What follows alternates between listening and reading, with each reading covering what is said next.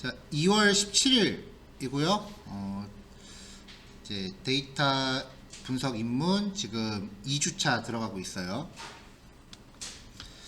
자, 여태까지 우리가 이제 데이터 프레임이라고 하는 그 기본 자료 구조, 그 데이터 분석을 하는데 필요한 필수적인 패키지를 먼저 살펴봤습니다. 판다스라고 하는 패키지였죠. 이걸 통해서 이제 데이터 전처리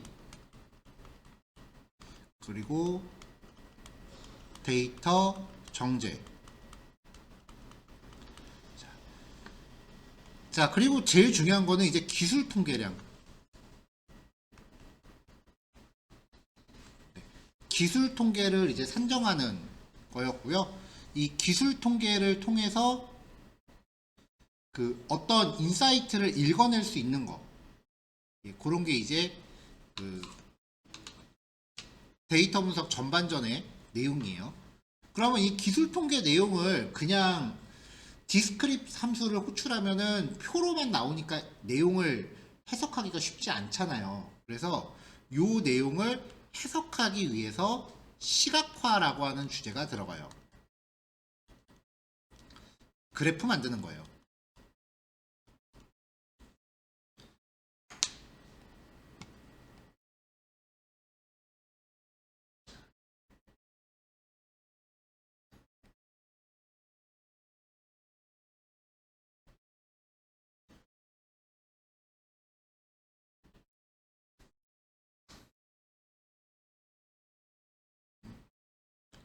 잠시만요. 연구과제는 지난주에 풀이 다 했죠? 오케이. 자, 그래서 이제 오늘부터 그래프를 만드는 과정에 대해서 살펴볼 건데, 일단 원래 준비했었던 내용이 분량이 되게 많아요. 두 개, 세 개로 이제 나눠져 갖고 분량이 되게 많은데, 이거를 이제 앞반에서 좀 진행을 해봤더니 좀 많이 어려워하더라고요. 그래서 내용을 조금 더 심플하게 그 개편을 해서 조금 이제 다른 각도로 접근하기 위해서 도입부는 지금 직접 작성을 하면서 진행을 할게요. 일단 내용 설명하는 것처럼 이제 잘 따라오시면 되고요. 작성이 끝나고 나면은 이걸 톡방에다가 실습 시간 전에 배포를 할 테니까 그때 이제 보면서 따라오시면 돼요.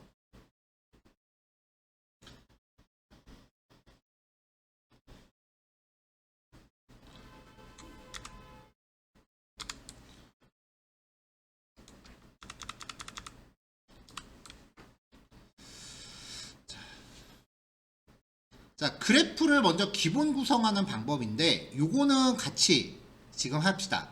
명령 프롬프트를 열고요. 두 개의 패키지를 깔아야 됩니다. 자, 매트플롯 LIB라고 하는 패키지랑 시본이라고 하는 패키지를 깔아야 돼요.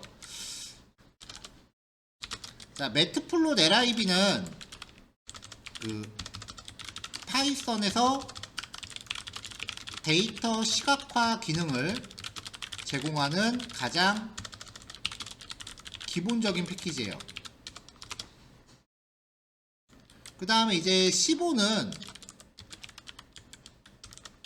매트플롯 LIB의 기능을 확장하여 그래프를 좀 더 쉽게 그릴 수 있게 하는 패키지예요.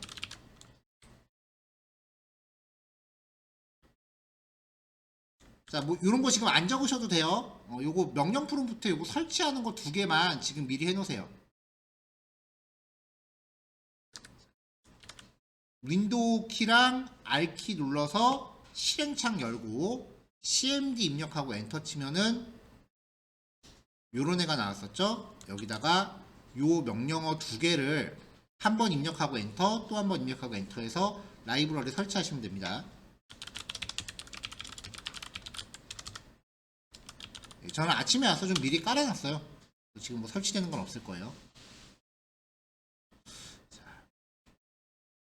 PIP를 또 업그레이드 하라고 하네요. 지난주에 업그레이드 한 것 같은데 얘 업그레이드 되게 자주 합니다. 자, 요 명령어 그대로 한번 기입해 주면 되겠죠?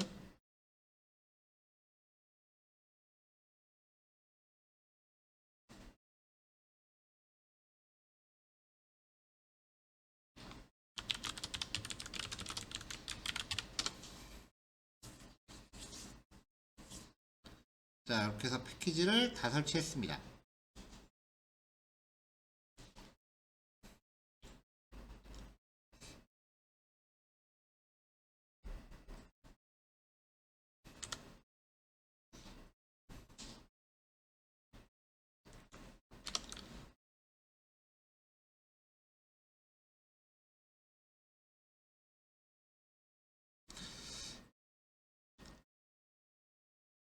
자, 이제부터는 좀 빠르게 설명하면서 실행되는 과정을 보여드릴 테니까 이제 내용이 다 작성되고 나서 파일 배포하면 그때 각자 실습하시면 돼요.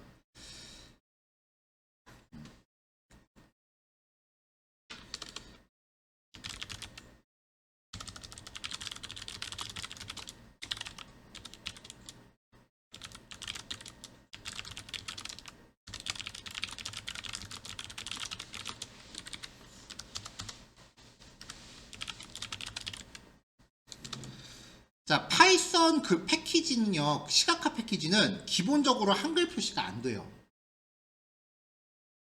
한글을 출력하려고 하면 그 자리에 네모 박스로밖에 안 나와요. 그래서 한글을 처리하려면 아래처럼 그 한글에 대한 글꼴을 설정을 해줘야 돼요. 그리고 음수 기호도 표기가 안 돼요. 그래서 음수에 대한 기호 설정도 해줍니다.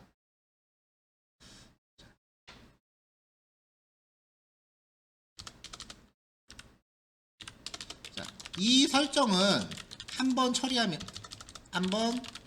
실행하면 이후 모든 그래프에 적용돼요.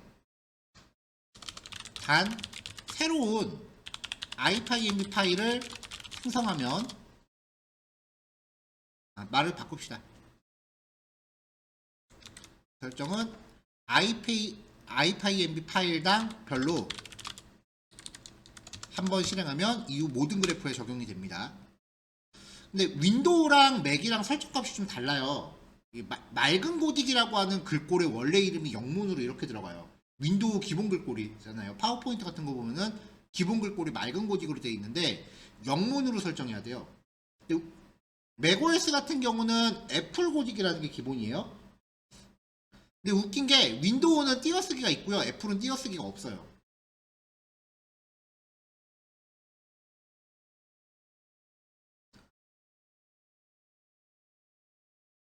자, 위에 코드 먼저 실행하고 밑에 거 실행하고요. 자, 그 다음에 이제 그래프의 기본 코드입니다. 자, 지금 여기 나와 있는 이 코드는 구성을 설명하는 거니까 요 밑에 블록부터 실행하시면 돼요.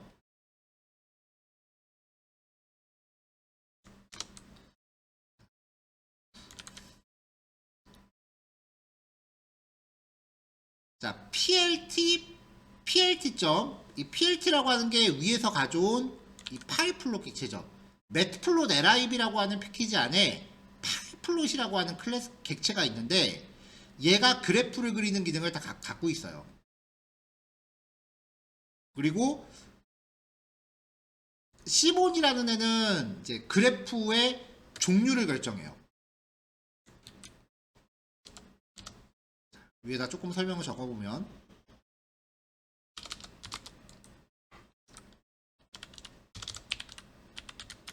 파이플롯은 시각화 기능을 갖는 기본 객체예요. 이 객체만으로 그래프 구현이 가능하지만 다소 코드가 복잡해요.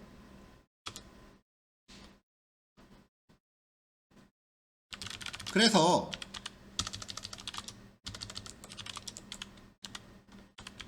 파이플롯으로는 시각화에 필요한 설정 작업만을 수행합니다. 그 다음에 시본 파이플롯으로 그래프의 설정을 수행한 후 실제 그래프의 종류와 데이터 등을 설정합니다. 용도가 이렇게 나눠져 있어요. 그래서 코드 구성을 보면은 plt.figure 라고 하는 함수로 나 이제 그래프 시작할 거야 라고 지정하고요. 피그 사이즈로 가로 크기와 세로 크기를 지정합니다.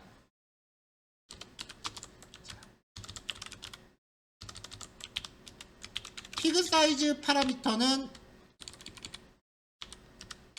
이렇게 대괄호로 합시다.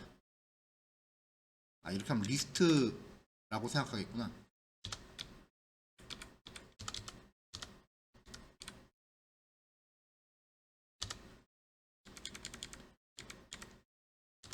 피그 사이즈는 생략 가능하고요. 인치 단위로 설정해요. 예를 들면은 피그 사이즈는 뭐 10,5. 자, 근데 이 피그 사이즈라고 하는 건 뭐 정확하게 계산할 필요 없고요. 그 대충 눈대중으로 잡으시면 돼요. 자, 그 다음에 이제 그래프에 표현할 내용을 이 위치에서 구현을 하는데, 이 위치에서 SB, 시범객체를 아까 SB라는 이름으로 받았죠? 자, SB 점 그래프 관련 메서드 파라미터들 들어가고요.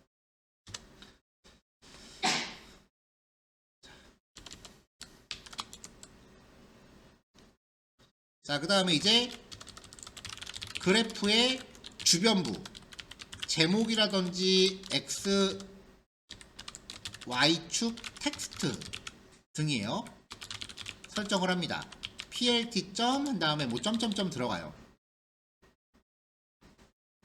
그리고 필요하다면 내가 요 그래프를 그 파워포인트 같은 데 넣을 거다 라고 하면은 이미지를 저장합니다. 세이브 피그 한 다음에 파일 이름 .png 이렇게 지정하시면 되고요. DPI는 100 해상도라고 보시면 되는데 100은 모니터용, 200은 레티나 해상도, 300은 인쇄물용. 이렇게 생각하시면 돼요. 자, 얘도 필요 없으면 생략 가능해요. 그 다음에 패드 인치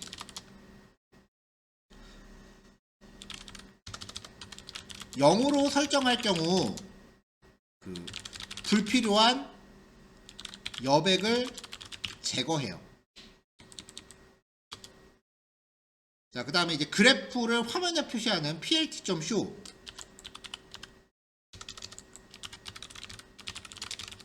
소스 코드 상에 출력하고 마지막에 그래프 종료. 요게 한 세트예요. 자, 요거에 맞춰서 이제 그래프를 만들어 볼 건데, 기본 그래프는 선 그래프, 막대 그래프 뭐 이런 것들이 있겠죠. 가장 기본적인 선 그래프부터 그려봅시다.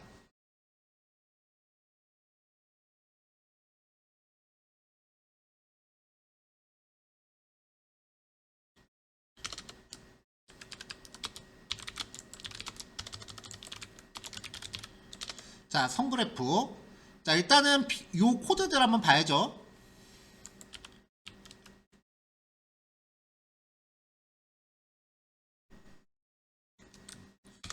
일단 요 기본 코드부터 한번 실행해 볼까요? plt.figure. 자, 파라미터가 있을 때랑 없을 때 비교해 볼 거예요. 자, 파라미터 처음에 없이 줬고요. 그 다음에 일단은 요 출력하고 저장하는 것만 해볼게요. plt.savepig test.png plt.show plt.close 이것만 해놓고 어떻게 나오는지 봅시다. 자, 그러면 여기 test.png라고 해서 뭔가 파일이 생기긴 했거든요. 근데 지금 그린 게 전혀 없잖아요. 그린 게 전혀 없으니까 뭐 눈에 보이는 게 없겠죠.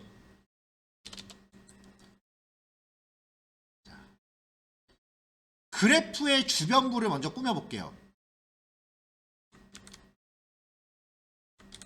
그래프의 주변부. 자, plt.title로 제목, plt.x라벨, plt.y라벨 이렇게 지정해주면 이렇게 설정이 돼요.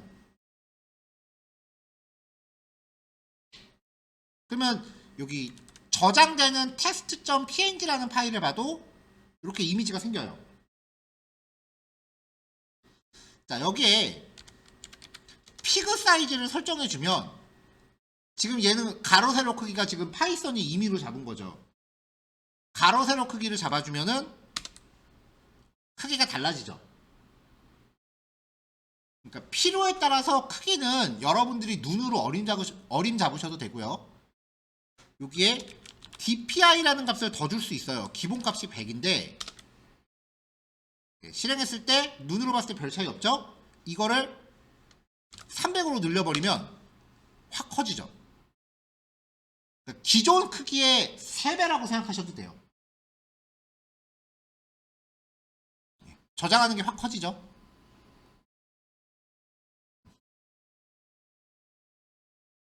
이거를 이쪽으로 옮깁시다. 여기서만 해도 되네.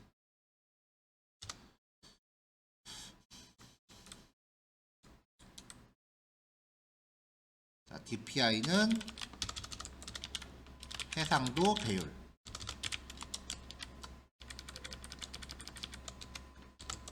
(1배) (2배) (3배)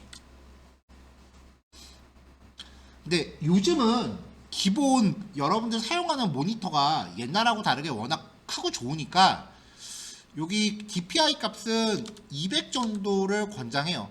저는.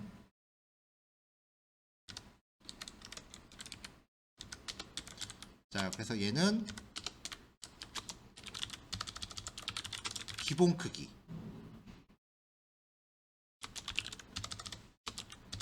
의 그래프 생성. 얘는 크기가 16 10 곱하기 6이고 DPI가 2배인 그래프를 생성을 합니다. 요 설정을 권장합니다.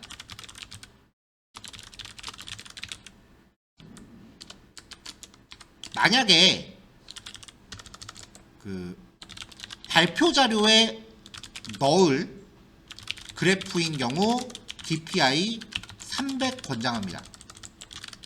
여러분 나중에 과제물 같은 거에 넣어야 되는 그래프를 만드시면은 DPI 값을 300으로 넣으세요.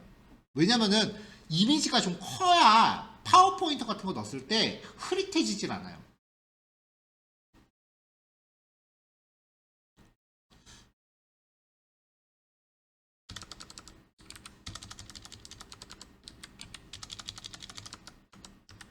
자, 그 다음에 plt.grid라는 함수가 있는데요. 얘는 배경 격자예요.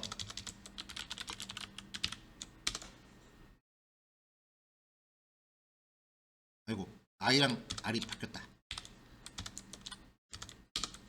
네, 배경에 이렇게 격자가 표시되고요.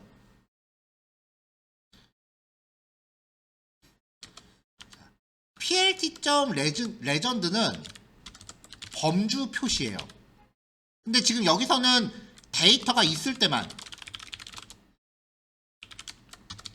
데이터가 여러 개인 경우만 쓰시면 되고요. 마지막으로 plt.x림 x축의 범위, plt.y림 y축의 범위. 자, 그러면 x축이 0부터 10까지 y축도 0부터 10까지가 되는 거죠.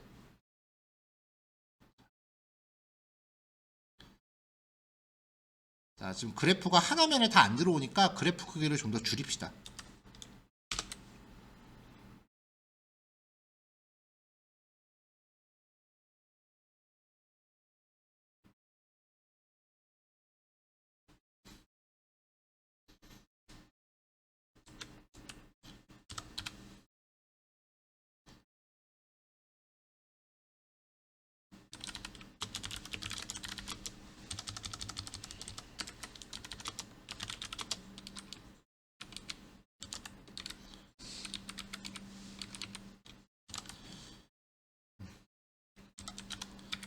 한눈에 보기에 좀 좋은 사이즈를 찾고 있어요.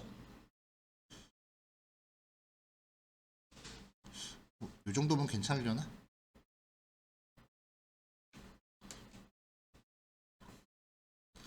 자, 지금 X축의 범위가 0부터 10까지, Y축도 0부터 10까지잖아요. 그러면은 0부터 10까지, 여기도 0부터 10까지가 됐어요.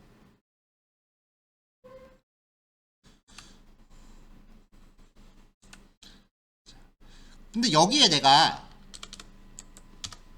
그 눈금을 잡아주고 싶다 라고 하면은 X틱스에 0, 2, 1, 2, 3, 4, 5, 6, 7, 8, 9, 10.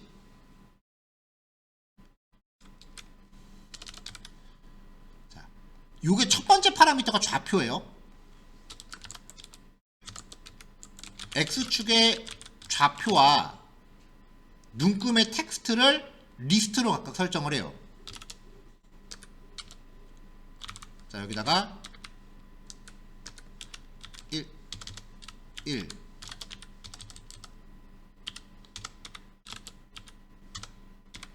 2, 3, 4, 5, 6, 7, 8, 9, 10 이런 식으로요.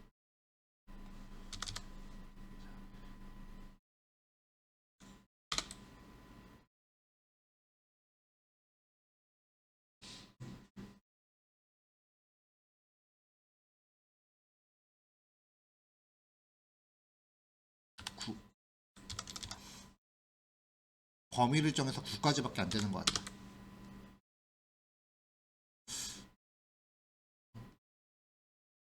plt.xtix 좌표 4, 5, 6, 7, 8, 9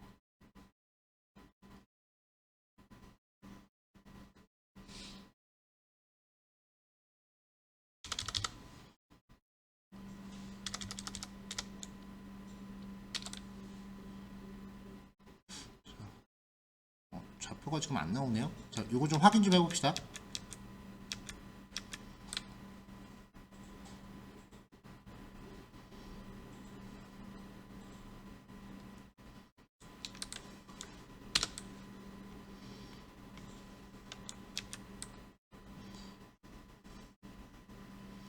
틱스 라벨스 맞는데 0. 아, 개수가 안 맞는구나. 미안해요. 자, 이렇게 하면은 요 좌표에 요 글자들을 덧댑니다. 그래서 여기가 이런 식으로 나오는 거예요. 기본적으로 X축이나 Y축에 표시되는 눈금이 파이썬이 자동으로 잡아줘요. 근데 그 위에다가 내가 뭔가 다르게 표시하고 싶으면은 이런 식으로 글자를 덧댈 수 있어요. Y축 눈금도 마찬가지죠.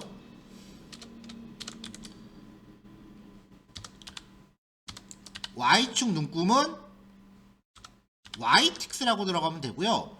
요 간격도 내가 잡아주고 싶은 대로 잡아주면 돼요. 여기는 2, 4, 6, 8, 10 이렇게 갑시다. 0,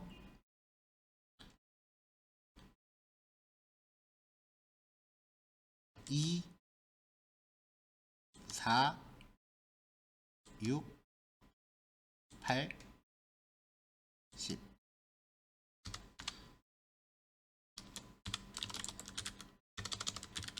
눈금 간격은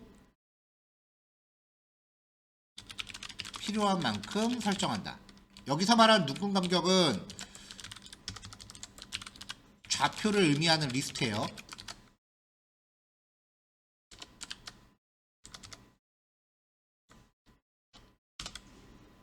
자, 그럼 여기는 0, 2, 4, 6, 8, 10 이렇게 들어가죠. 대부분의 경우 이렇게까지 그 디테일하게 다 잡을 필요는 없지만 이 항목들은 모두 다 코딩하는 게 아니라 필요한 항목만 선택적으로 사용하시면 돼요. 이거를 매번 다 해야 된다는 게 아니라 일단은 그래프 만들어 보고 필요한 경우에만 이제 선택적으로 쓰시면 돼요. 자, 그 다음에 이 test.png 한번 열어볼게요. 자, 이제 요게 그림이거든요. 저장된 그래프잖아요. 여기 여백 같은 거 있는 거 보이죠? 양쪽에 하얗게 좀 남아있잖아요. 이렇게. 자, 아까 파라미터가 패드 인치 0이었죠. 얘를 줄 때랑 안 줄 때 한번 확인해 볼게요. 여기 줘도 되나? 잠깐만 해봅시다. 얘는 안 먹네. 저장할 때 패드 인치 0이라는 파라미터를 추가하면은, 자, 저장된 사진 다시 확인해 볼게요.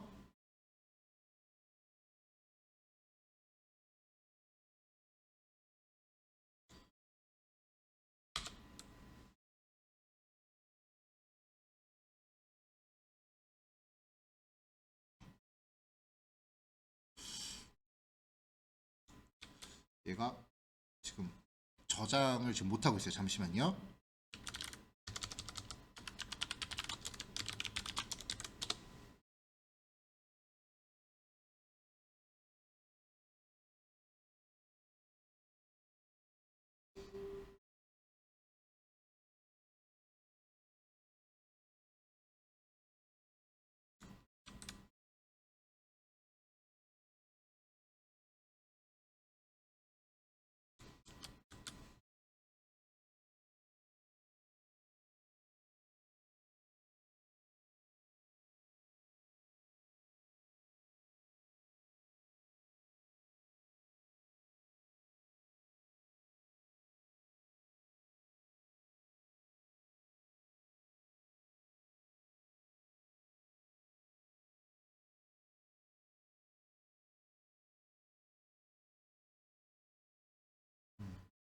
파라미터가 바뀌었네. 비박스 인치의 타이트라고 해야 되네요. 자, 이렇게 했을 때 저장된 그림을 확인해 보면은, 아까는 양쪽에 그 여백들이 좀 있었잖아요. 그 여백들이 지금 제거된 거 확인할 수 있어요.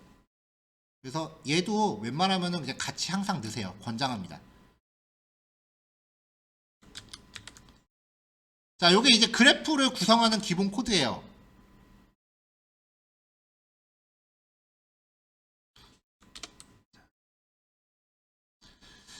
이미지로 저장하는 거는 매번 모든 예제를 저장할 필요는 없으니까 실습하는 동안은 얘는 안 쓸 거고요. 그 다음에 이러한 부분들도 필요할 때만 선택적으로 사용을 할 겁니다.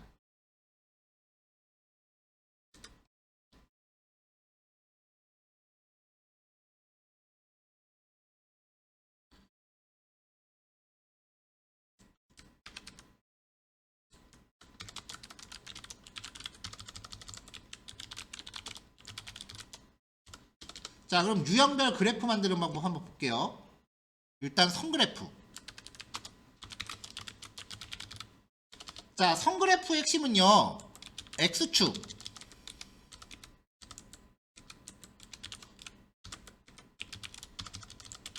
대한 좌표 리스트와 Y축에 대한 좌표 리스트를 설정해야 됩니다. 자, 요 기본 코드 항상 사용해야죠. 자, plt.figure. 그 다음에 show close. 여기까지가 기본이고요. 왔다 갔다 하면서 복사하시면 돼요.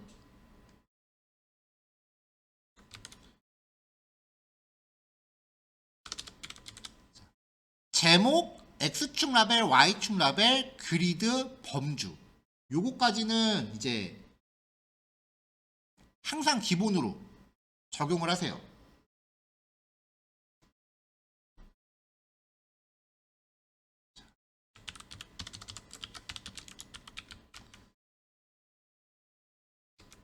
X 데이터, Y 데이터. 자, 요게 이제 기본 코드잖아요. 요 상태에서 SB 점 라인 플롯. X는 X축 데이터 잡아주는 거예요. 그리고 Y 데이터 잡아주고요. 이렇게.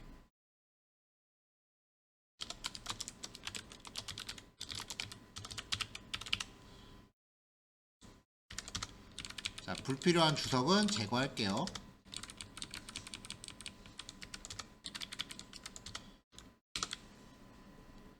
자, 그럼 이렇게 직선이 그려집니다.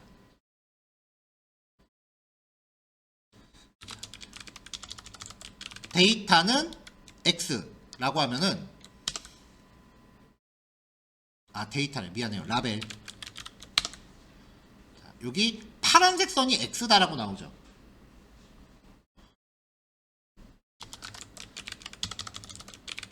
데이터 파라미터는 범주를 의미해요. 그러니까 요 그리드라는 게 뭐냐면 그래프 설정 시의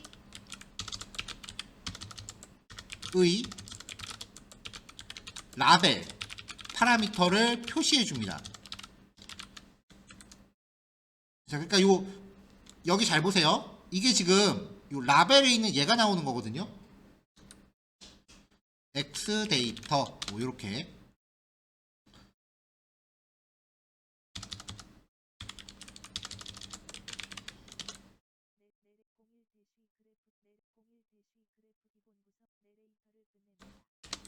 자, X 데이터 이렇게 나오죠. 근데 px.grid를 주석으로 막아버리면 그리드가 아니다. 쏘리. 레전드요. 이 px.legend를 주석으로 막아버리면 왜 나오니? 안 나와야 되는데. 라벨 데이터가 그래도 나오네요. 그럼 여기를 빼보면 그럼 레전드는 그냥 제거합시다. 자, 라벨 데이터 범주. 그럼 위에 코드 잠깐 정정하고요. 레전드는 없어도 된다. 오케이. 자, 일단 기본 옵션은 매번 똑같아요. 복사 붙여넣기 한 다음에 일단 요 정도는 그냥 무조건 들어가 준다고 보시면 되고, 여기 C본이라는 애로 그래프의 유형과 데이터를 설정한다. 이게 포인트예요. 그러니까 지금 여기서 4라인을 제외한 나머지 코드는 그냥 기본적으로 웬만하면 맨날 복사 붙여넣기 한다고 생각하세요. 이거 나중 되면 작성하기 되게 귀찮아요. 진짜 복사 붙여넣기 해요. 이 코드를 메모장 같은 거에 따로 저장해 놓은, 저는 메모장 같은 거에 따로 저장한 다음에 진짜 맨날 복사 붙여넣기 합니다.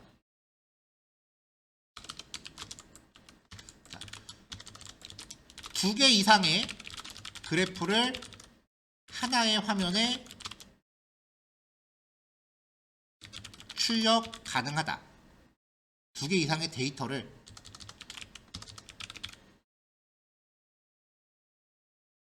하나의 그래프에 출력 가능하다. 무슨 말이냐면 sb.lineplot이라고 한 다음에 x축 맞춰주고 y축은 조금 다르게 줬어요. x 데이터 1. 그럼 얘는 데이터 1이라고 바꿉시다. 그러면 선이 두 개가 돼요.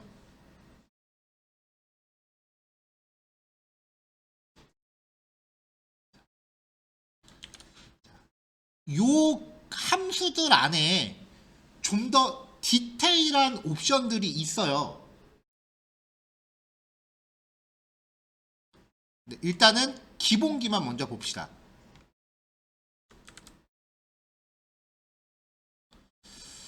자, 그러니까 지금 먼저 준비해야 되는 건 요 잘 작동되는 기본 코드를 먼저 세팅을 해놔야 돼요. 그래야 매번 복사 붙여넣기 하고 진행을 하죠.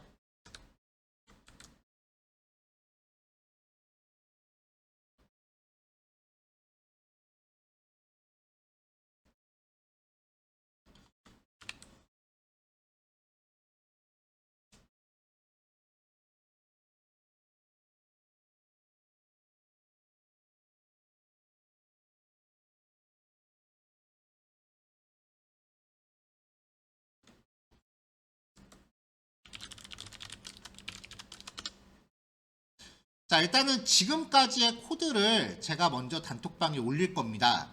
1교시 실습의 목표는 일단 그래프를 구성하는 코드의 기본 구성을 각자 세팅을 해 놓는 거예요. 그럼 그 다음부터는 선그래프까지 확인하면 여기만 바꿔가면서 계속 실습하면 되거든요. 파이썬이 그래프 그리는 방법이 기본적인 방법으로만 한 3가지 종류가 돼요. 방법마다 코드가 조금씩 다 달라요. 그 다음에 이제 고급 그 기법 같은 경우는 사실 머신러닝 갈 때까지 웬만해서는 잘 안 써요. 고급 기법은 몰라도 돼. 왜냐면은 고급 기법은 그래프를 이제 웹페이지로 띄워서 마우스 올라갔을 때 막 슉슉 움직이는 그래프들 있죠. 그런 인터랙티브 그래프이기 때문에 뭐 지금 당장 여러분들 아마 안 하셔도 큰 지장 없을 거예요. 왜냐면 그 정도까지 만들게 되면 차라리 그냥 웹 프로그램을 하고 말아요. 근데 이게 그래프를 그리는 방법이 워낙 중구난방으로 되게 다양하게 있다 보니까 체계적으로 정리되어 있는 내용이 크게 없어요. 인터넷 찾을 때마다 다 다를 거야, 진짜. 그래서 제가 그 여러분들보다 먼저 진도를 나간 반에서는 그 방법 3가지를 다 정리했거든요. 그랬더니 너무 어려워하더라고요. 그래서 좀 고심 끝에 그런 방법들을 다 제껴버리고 그냥 항상 쓸 수 있는 통합된 방법을 이제 주말 동안 좀 연구를 해온 거예요. 그래프는 나중에 인터넷 서칭하지 마시고 이 우리 수업 자료만 보세요.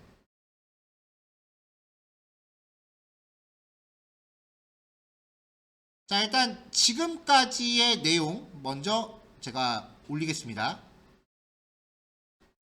일단 요거까지 완성하신 다음에 완성되면은 2교시 때 여기에다 좀 더 이어서 작성할 거니까 일단은 얘부터 한 절반 정도 세팅합시다. 자, 1교시 여기까지요. 10시 반까지 실습하시고요. 10분 쉬었다가 10시 40분 해봅시다. 자, 그래프 기본 구성 코드 봤으니까 이제 그 밑에 이어지는 내용 나머지 완성하고 정리할게요.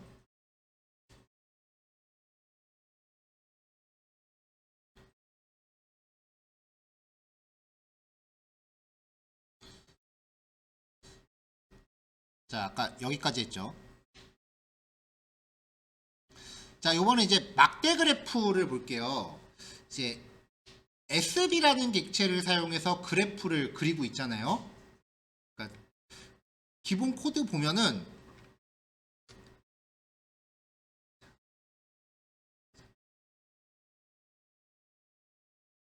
여기, 여기, 여기, 여기, 여기, 여기, 여기.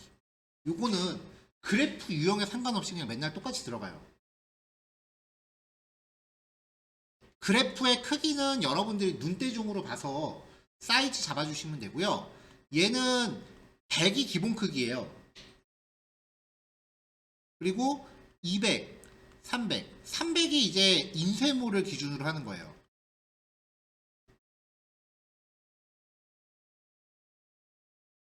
그래서 요 사이에 적당히 값을 조절하시면 주어진 크기에서 그만큼 커집니다. 150이라고 하면 약 1.5배라고 생각하시면 돼요.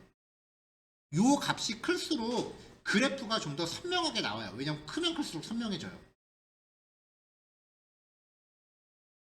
그리고 이제 SB.으로 시작하는 이 메서드에 따라서 그래프의 종류가 바뀌는 거예요. 그리고 이 파라미터들을 어떻게 세팅하는가를 보시면 되고요. 지금은 단순히 리스트를 통해서 지금 그래프를 만들고 있죠. 자, 그 다음에 이제 막대 그래프. 그래프를 사용하는 모든 메서드에 팔레트라는 파라미터를 주면은 색상이 바뀝니다. 적용 가능한 값들은 제가 표로 정리를 해놨거든요. 근데 이거 뭐 눈으로 봐봐야 이거를 처음에는 눈으로 직접 확인하는 예제 코드를 만들었었는데 이게 이런 식으로 색깔이 나와서 별로 그렇게 와닿지가 않아요. 그래서 그냥 여기 있는 값들 여러분들이 하나씩 바꿔가면서 그냥 눈으로 직접 확인하시는 게 제일 나아요. 여기 마지막에 글자가 조금 잘렸네요. 요것만 조금 다시 재배포해야 될 것 같아요. 잠시만요.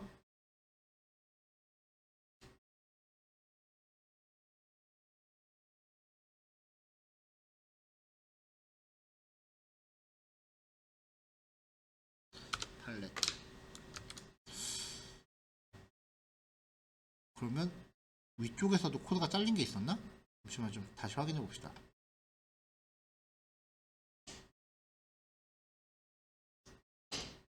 여기는 잘린 거 없구나.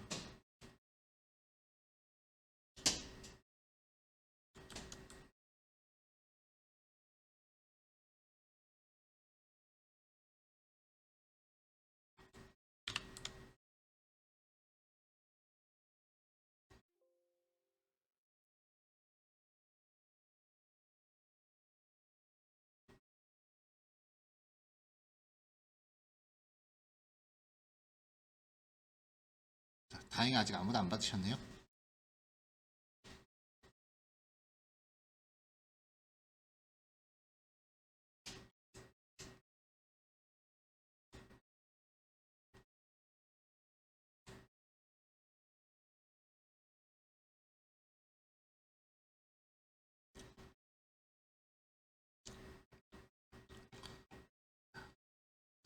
자, plt.figure라고 해서 그래프 기본 크기랑 그 다음에 DPI 값 설정해 주고요.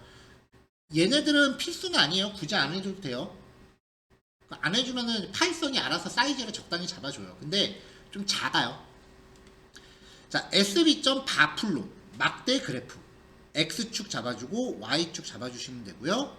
그 다음에 팔레트라는 파라미터 값 적당히 주고 라벨 잡아줬어요. 근데 라벨 값은 지금 비교군이 하나밖에 없기 때문에 표시가 안 됩니다.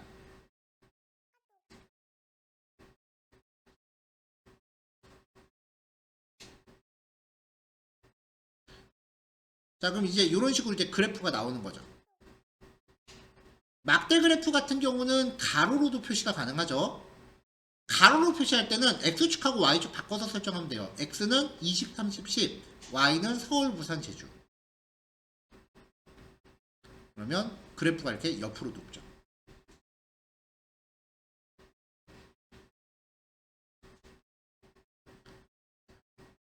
그러니까 이제 기본 코드 구성만 확실히 준비하면은 그 다음부터는 뭐 그렇게 크게 복잡하거나 어려울 게 없어요. 이제 그래프 종류를 이제 많이 파악하는 게 중요한 거죠.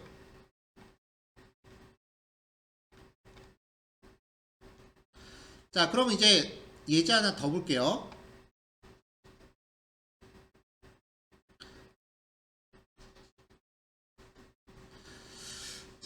첫 번째 주제는 데이터의 분포를 시각화하는 겁니다. 상자 그림하고 히스토그램, 그 다음에 요 다음에 볼 커널 밀도 그래프가 있어요. 커널 밀도. 커널 밀도는 여기서도 잠깐 나오긴 할 거예요. 상자 그림은 이미 우리가 앞에서 한번 봤었죠.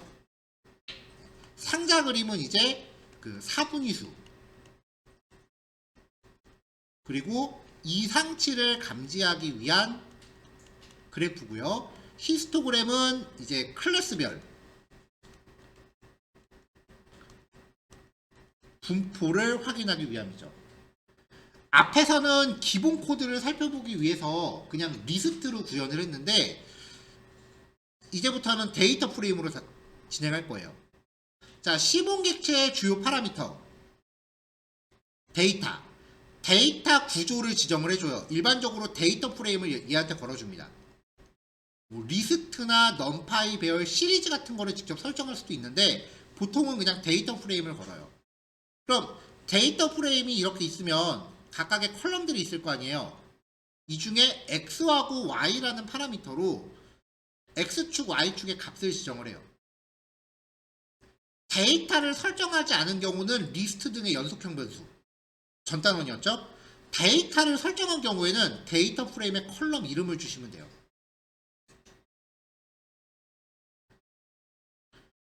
자, 상황에 따라서 휴라고 하는 파라미터를 줄 수도 있는데 데이터를 구분하기 위한 그룹화 변수, 범주형 변수를 지정해 줍니다. 마찬가지로 데이터 프레임을 설정한 경우에는 컬럼 이름을 지정하시면 돼요. 범주형의 컬럼 이름. 팔레트하고요. 얘가 조금 헷갈릴 수 있어요. 이따가 어떻게 쓰는지 보세요. 자, 기본 경고 메시지 없애고요. 시본 객체 가져오고 파이플로 가져오고 리드 엑셀 가져왔습니다. 임포트 같은 경우는 순서는 상관이 없거든요. 여기서는 라인 길이로 정렬한 거예요. 순서 의미 없어요. 자, 그래프 초기화 무조건 예제 소스마다 라이브러리 가져오고 나면 이 코드는 무조건 넣으세요. 자, 맥하고 윈도우하고 구별해서 넣으세요. 자, 데이터 가져올게요. 예전에 우리 예제에서 봤었던 건데요. 성별, 기혼, 결혼 상태, 나이, 학력, 월 수입을 조사한 가상 데이터입니다.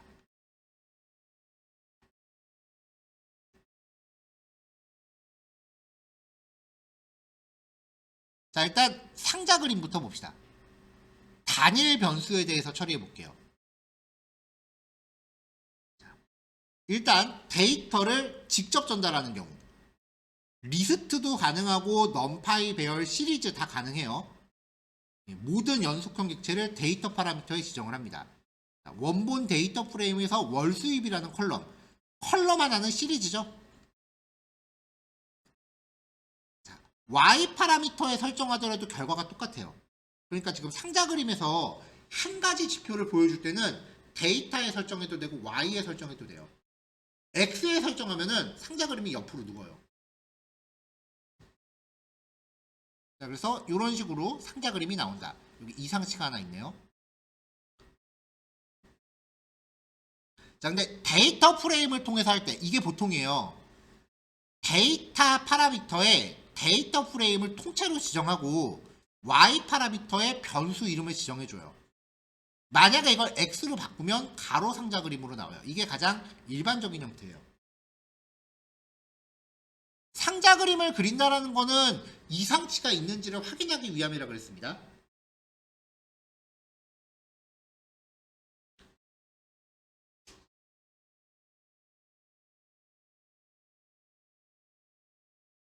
자, 데이터의 오리진이라고 지정해도 되고요. 아까 데이터 프레임을 주고서 컬럼 이름 지정했었죠. 오리엔트 H라고 줘도 가로 상자 그림으로 바뀌어요. V는 세로 상자 그림. 자, 그럼 이게 코드가 잘 보세요.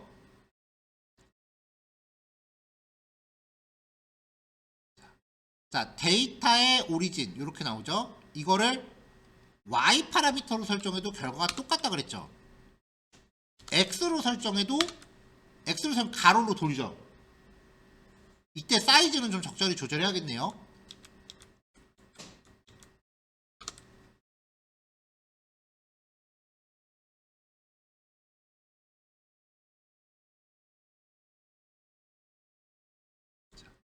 자, 여기서 데이터에다가 데이터 프레임을 통째로 박아놓고 X라고 지정하면은 이때도 옆으로 돌죠.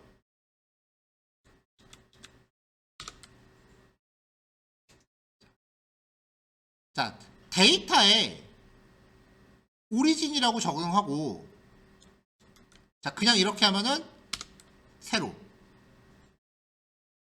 X라고 지정하면 가로,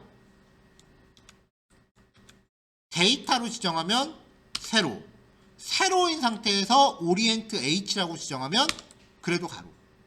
그러니까 똑같은 결과를 만들어내는 방법이 되게 여러 가지가 있어요. 그나마 이것도 이 C본이라고 하는 객체 얘를 사용하는 방법으로 압축을 해온 거예요. C본을 안 쓰고 그냥 파이플로만으로 만든다라고 방법이 더 많아져요. 그래서 그래프 관련된 거는 여러분들이 나중에 뭐 학교 과제 같은 거 할 때 생각 안 나면 급하니까 막 구글링 할 거 아니에요. 그러면 검색되는 자료마다 방법이 다 다를 거예요. 되게 혼란스럽거든요. 그러니까 그래프 만드는 방법은 나중에라도 인터넷 서칭하지 마시고 계속 수업 자료만 참고하세요. 왜냐면 가장 쉬운 방법들만 추려온 거거든요.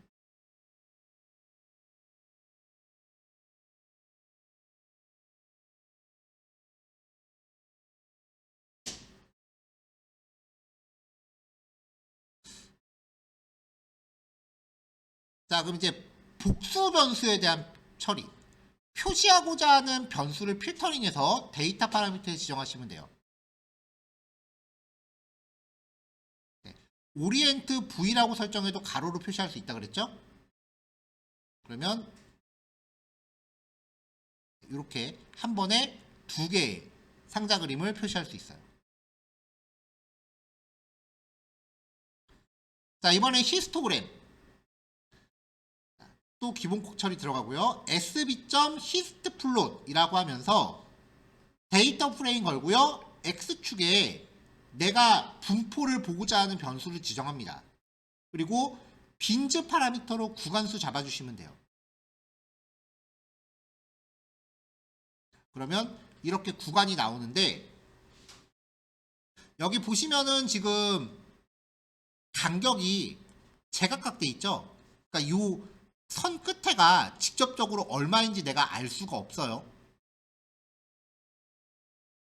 그래서 요거를 조정하려면은 우리가 앞에서 봤었던 도수 분포표 코드를 다시 도입을 해야 돼요. 그거는 조금 이따가 보기로 하고. 커널 밀도 표시하기. 커널 밀도 추정은요, 유사한 데이터 샘플을 기반으로 전체 모집단에 대한 확률 밀도 함수를 추정하는 방법이에요.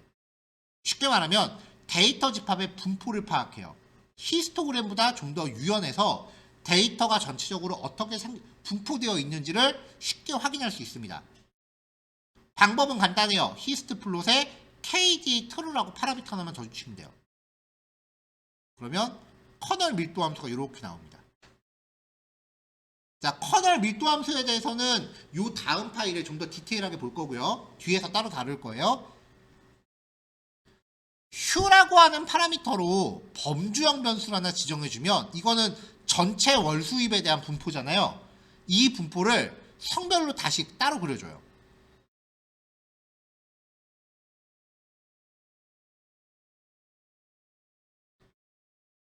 자, 일단 요거까지 연습할게요. 자, 11시까지 정리하시고 11시 반까지 정리하시고 10분 쉬었다가 11시 40분에 봅시다. 요 파일도 뒤에 내용 추가될 겁니다.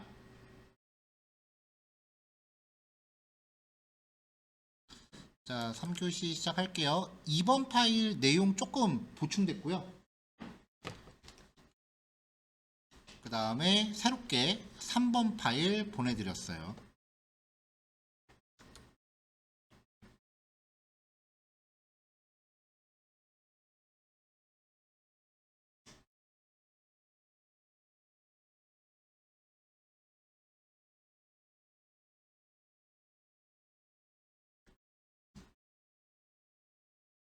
자, 오늘 그 파일을 중간중간에 한 번씩 보충해서 다시 드렸는데, 그러니까 보관하실 때 제일 마지막 파일만 보관하세요. 자, 일단 아까 봤었던 데 쭉 넘어가고요.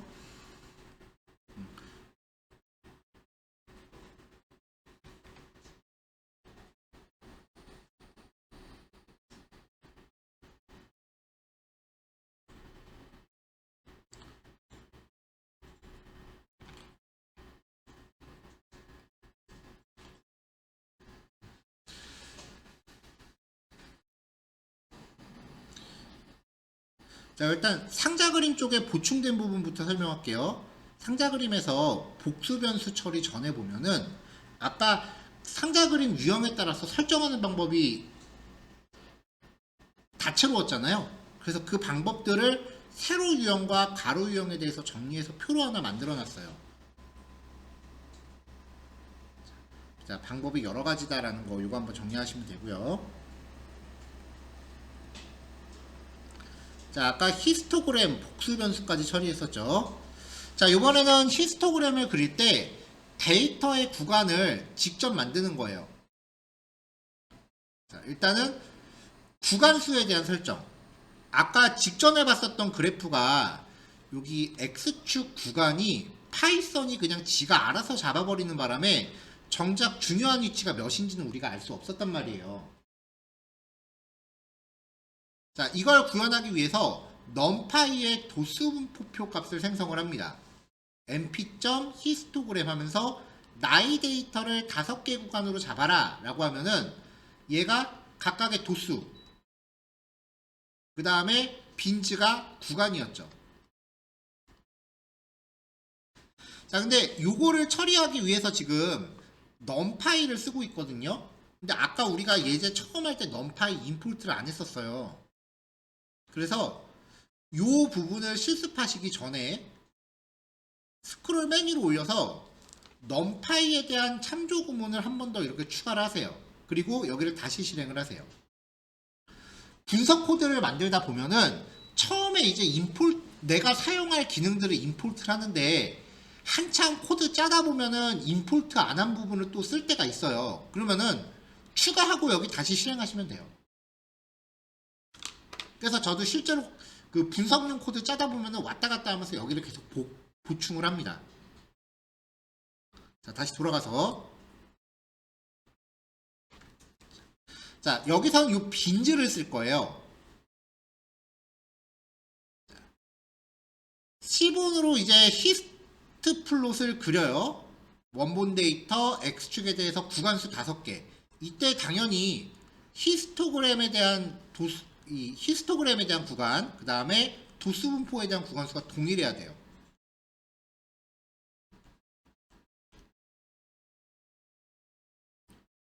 자, 이렇게 해놓고 xtix라고 하는 메서드가 좌표값과 그 좌표에 덧댈 글씨를 리스트로 정해주는 거였죠. 그래서 이 구간에 대한 값을 x좌표로 잡아주고요. 그 좌표에다가 요거 그대로 출력해달라고 한 번 더 주시면 돼요. 그러면 이제 요 선분별로 좌표 값을 확실히 알 수 있죠.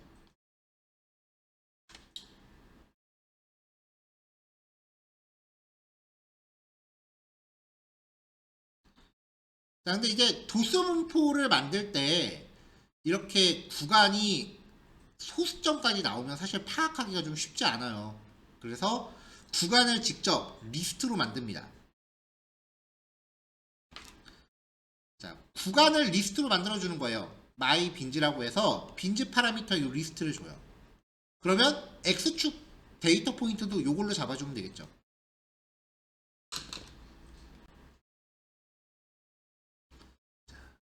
자, 추가적인 파라미터 하나 소개할게요. 2개. 엣지 컬러는 선 색상, 라인 위드스는 선 굵기를 설정합니다. 여기 코드가 조금 잘렸네요. 파라미터는 라인 위드스는 1.2라고 지정한 거예요. 그리고 제가 파일 다시 한번 배포할게요. 코드가 자꾸 중간중간에 한 번씩 잘리네요.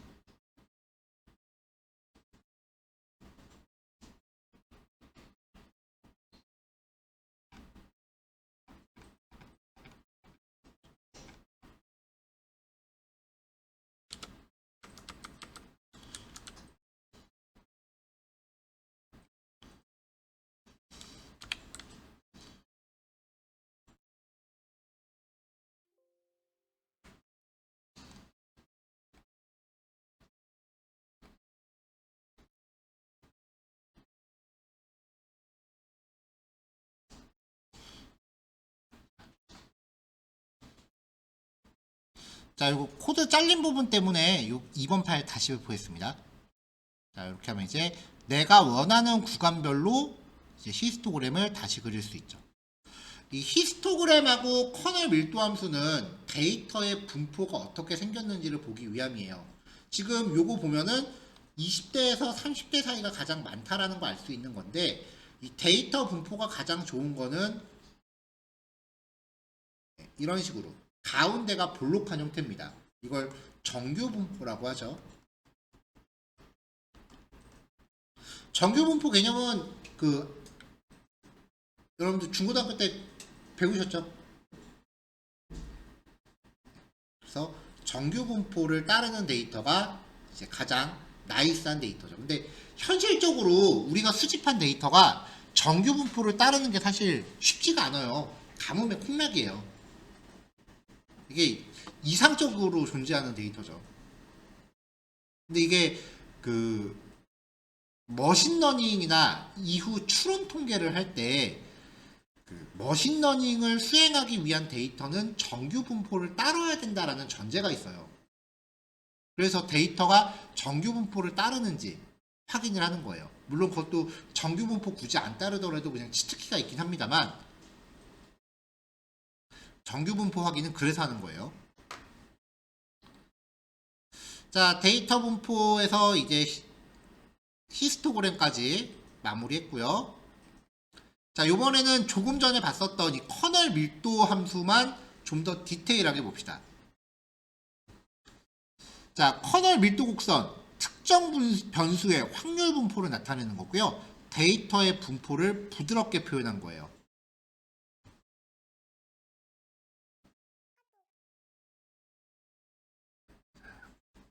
시본, 리드 엑셀, 파이플로 가져왔고요. 그래프 초기화, 한글 처리, 그 다음에 음수 기호 표시하는 거. 자, 오늘 이제 처음 보는 데이터인데요. 데이터 분석에서 굉장히 유명한 데이터예요. 아이리스라고 하는 데이터인데요.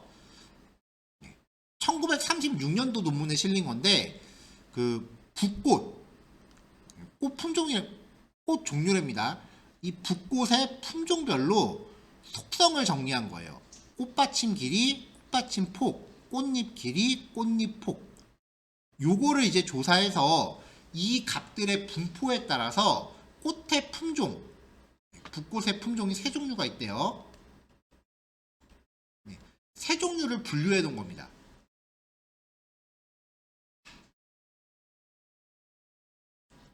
자, 그래서 길이 넓이, 길이 넓이 이렇게 데이터가 있고요. 그 다음에 여기 마지막에 꽃의 품종들이 이렇게 분류가 돼 있어요. 그러면 같은 품종이면은 이 크기가 얼추 비슷하게 나온다라는 그런 데이터예요. 자, 마지막에 있는 이 품종은 명목형 변수니까 카테고리 타입으로 바꿔줬습니다. 일변량 커널 밀도. 커널 밀도를 변수 하나에 대해서 표시한 거예요. sb.kd 플롯 데이터 프레임 걸고요. x축 변수 잡아주세요.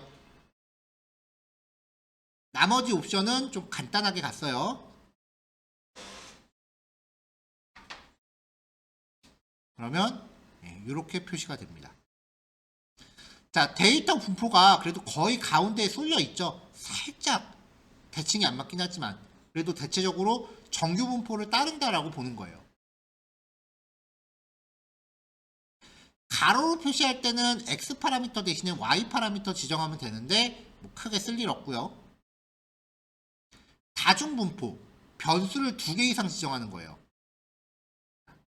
그냥 데이터 프레임만 적용하면은 XY를 지정하지 않으면 모든 연속형 변수에 대해서 알아서 자동으로 처리합니다.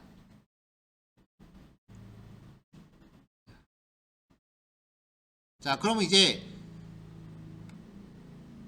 이 변수의 종류별로 커널 밀도가 이렇게 나오는 건데 지금 여기에서는 품종에 대한 구별은 없죠.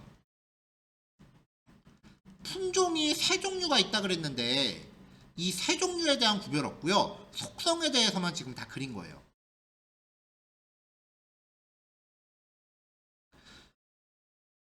KD 플로 파라미터에 fill true 라는 파라미터를 주면은 내부 색상을 처리해 주고요. 알파는 투명도예요. 0에서 1 사이 값. 0은 투명, 1은 불투명. 팔레트 파스텔로 설정합니다. 그러면 그래프 모양이 조금 더 이뻐져요.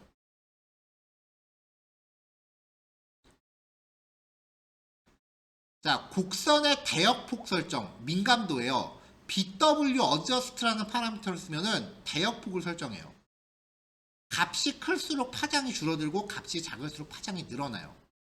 그래서 0.2로 설정했을 때 파장이 좀 더 복잡해지죠. 데이터 분포가 좀 더 세밀하게 보는 거죠.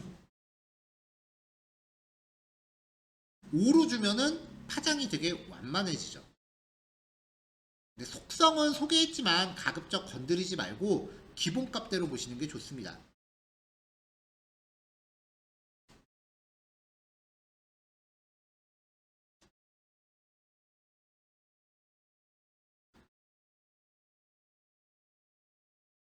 데이터를 걸고 이제 X축에 그 소스 코드 필드를 하나 걸어요. 그 다음에 휴로 명목형 변수를 걸어요. 이게 아까 꽃의 품종이었거든요. 그러면 꽃의 품종별로 이 데이터를 나눠서 그려줘요. 이런 식으로요. 세 종류의 품종이 있는데 품종별로 지금 데이터의 분포가 다르잖아요. 그러니까 길이를 측정해서 이 꽃잎이나 아니면 꽃받침의 길이를 측정하면은 대략적으로 품종을 유추할 수 있다라는 게 확인이 되는 거죠.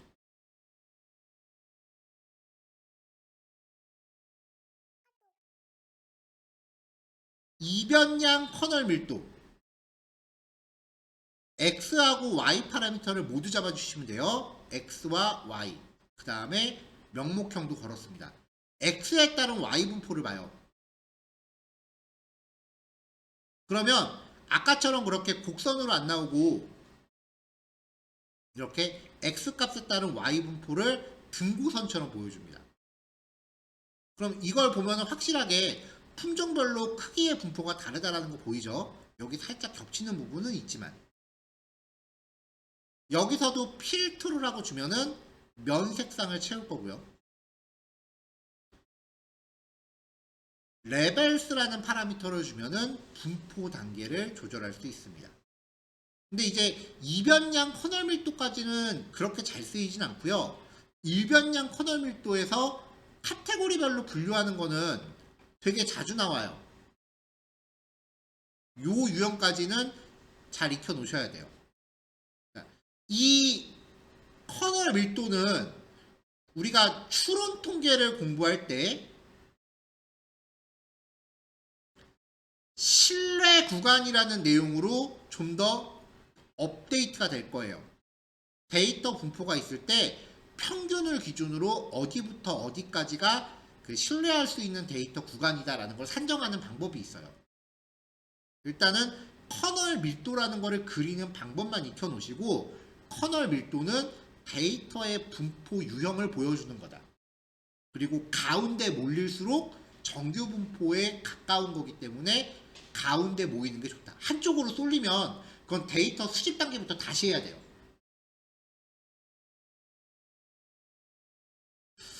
자, 오늘은 이제 데이터 시각화에 대한 기본 코드 구성, 그 다음에 데이터의 분포를 확인하는 시각화에 대해서 살펴봤습니다. 오늘 본 것 잘 정리해 놓으시고요. 그 다음에 내일 데이터 분포를 확인하는 그래프 유형 하나 더 보고요. 그 다음에 연속성 데이터, 시계열 데이터, 선그래프, 그 다음에 집단별 합계나 평균을 표현하는 막대 그래프, 그리고 막대 그래프의 또 다른 업그레이드 유형들, 뭐 이런 식으로 이제 내용을 점점 확장시켜 갈게요. 자, 지금 12시니까 12시 20분까지 실습 완성하시고요. 실습 완성되시면 자리 정리할게요. 여기까지 하겠습니다.